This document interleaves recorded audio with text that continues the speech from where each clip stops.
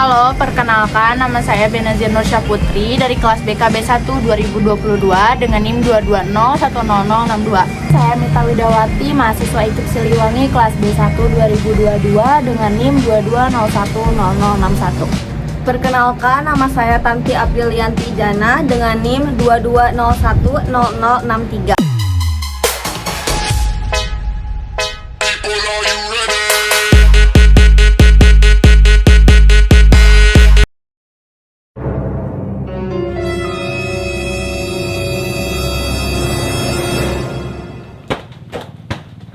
Jadi hari ini kita akan sedikit menjelaskan atau sedikit juga untuk presentasi dan bisa juga disebut dengan diskusi ringan tentang perkembangan peserta didik atau anak usia dini sampai menginjak dewasa. Nah, si teori yang bakal kita diskusin hari ini tuh adalah teori dari Kohlberg. Jadi saksikan.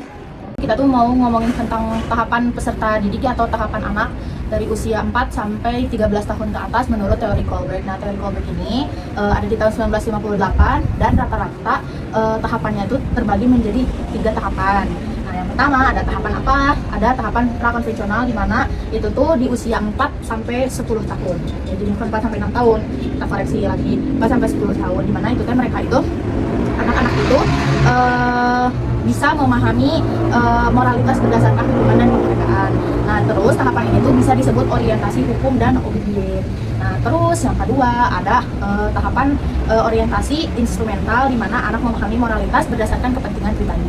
Nah, menurut kamu, Mita, apa sih orientasi hukuman dan obedien? Itu kan hukuman dan penghargaan. Nah, maksud dari itu tuh apa sih?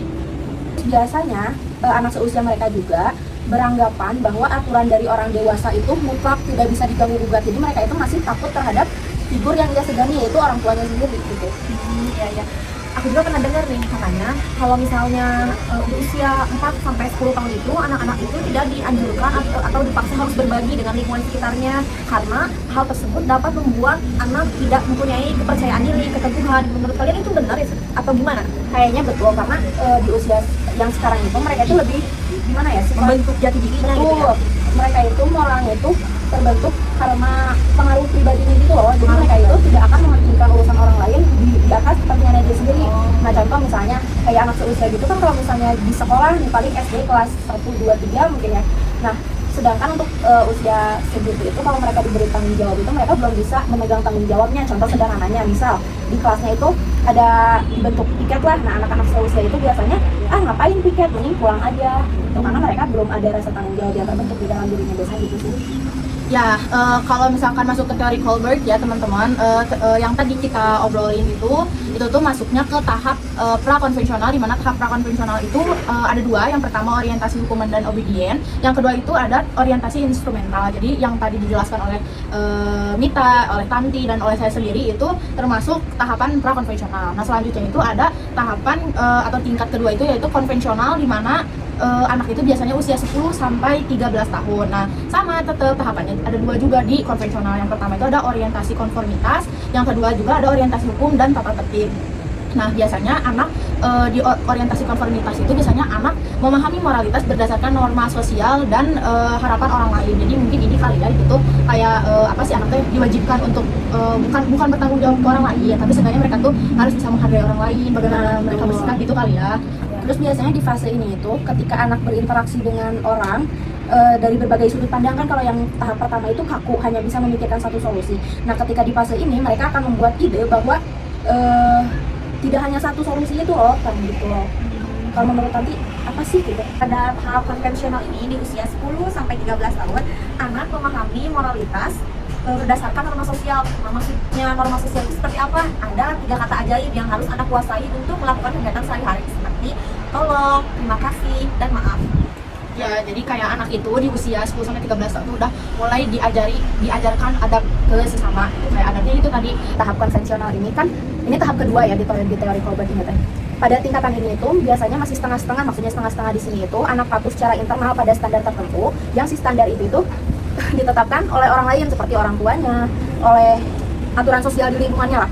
Nah, terus ada 2 tahap juga pada tahap konvensional ini itu. Yang pertama ada orientasi kesepakatan antar pribadi atau biasanya disebut dengan anak manis kalau yang aku baca.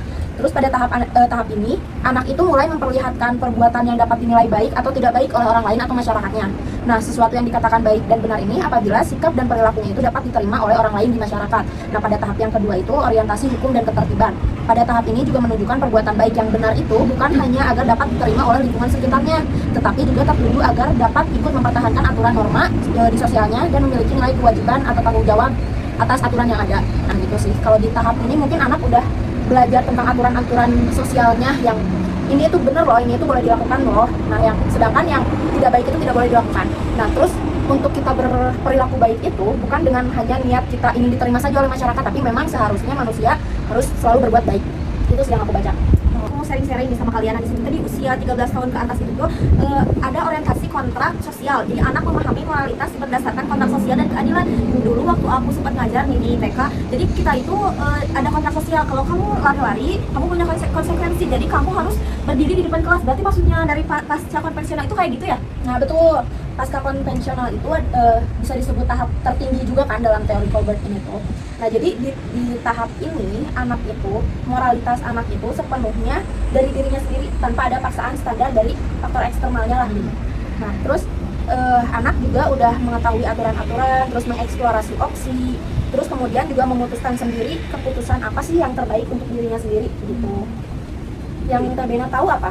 Kan ini tuh pasca konvensional, dimana kan anak itu dia usianya tuh udah 13 tahun ke atas, makanya di sini disebutnya kan kalau di tahap-tahapan sebelumnya itu kan ada batasnya gitu ya, 4 sampai 10, 10 sampai 13, tapi kalau di usia 13 ini sampai selamanya. Nah, jadi pembentukan karakter anak dari mulai konvensional konvensional, konvensional sama sampai pasca konvensional itu hasilnya dilihat dari tahap ini, tahap pasca konvensional. Jadi gimana sih kita bisa lihat apa sih karakter orang yang asli itu ada di mana? Ya ada di tahap ini, tahap pasca konvensional. Tapi dibentuknya dari mana? Ya dari prakonvensional kayak gitu. Misalkan nih, contoh ya, selama aku kan udah ngajar ya di salah satu SMA. Aku lihat anak-anak SMA itu kayak adabnya kurang gitu, baik ke guru, ke teman, ke kakak kelas gitu kan, ke adik kelas kurang. Nah, dapat dipastikan di tahap prakonvensional itu mereka tidak dapat ilmu yang seharusnya mereka dapat gitu. Makanya di usia 17, 18 itu kan 13 tahun ke atas berarti ya, itu mereka tuh tidak bisa menerapkan hal-hal baik dalam hidupnya kayak gitu. Apa hal tersebut tidak diterapkan dari pasca konvensional, jadi dari sebelumnya gitu, dari prakonvensional, sehingga pas pasca konvensional jadi seperti itu di iya, SMA itu. Iya kan tadi aku bilang tadi yang omongan tadi dapat dipastikan tahap prakonvensionalnya itu tidak terdidik dengan baik. Ya, mereka tuh tidak dapat prakonvensionalnya kayak gitu. Dari tahapan-tahapan tadi yang prakonvensional sampai pasca konvensional dapat dilihat bahwa perkembangan moral bersifat sekuensial dan irreversible. Nah, selanjutnya anak juga mengalami perubahan dalam memahami moralitas. Terus pengalaman sosial juga mempengaruhi perkembangan moral. Dapat dilihat juga pada karakteristik teori Kohlberg ini bahwa perkembangan moral terkait dengan kemampuan kognitif anak.